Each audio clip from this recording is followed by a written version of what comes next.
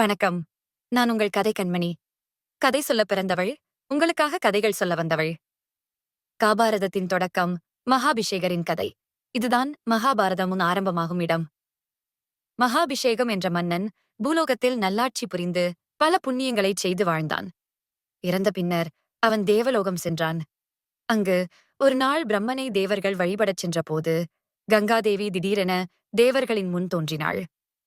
அவளது ஆடை காற்றால் சற்றே விலக மற்ற தேவர்கள் அனைவரும் தங்கள் கண்களை கீழே பார்த்தனர். ஆனால் மகாபிஷேகம் மட்டும் கங்கையின் அழகைக் கண்டு மோகமடைந்தான்.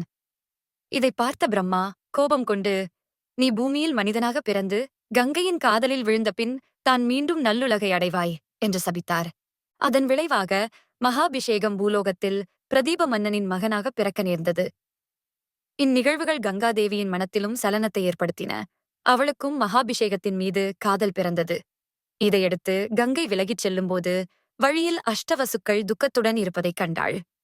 அவர்கள், வசிஷ்ட முனிவர் சபித்ததனால் நாங்கள் பூமியில் பிறக்க வேண்டிய நிலைக்கு வந்தோம். எங்களுக்கு தாயாக நீ வேண்டியிருக்கின்றாய் என்று வேண்டினர். கங்கை சம்மதித்தாள். ஆனால் நான் உங்கள் தாயாக இருப்பேன். ஆனால் தந்தையாக யார் இருக்க வேண்டும் என்று கேட்டாள். அதற்கு அவர்கள், பூமியில் பிரதீப மன்னனுக்கு சந்தன் எனும் மகன் பிறக்கப் போகிறான். அவனையே நாங்கள் தந்தையாக விரும்புகிறோம் என்று பதிலளித்தனர். இதைக் கேட்ட கங்கையே மகிழ்ச்சியடைந்தாள். இவ்வாறு இந்த புராணப் பின்னணியில் மகாபாரத கதை துவங்குகிறது.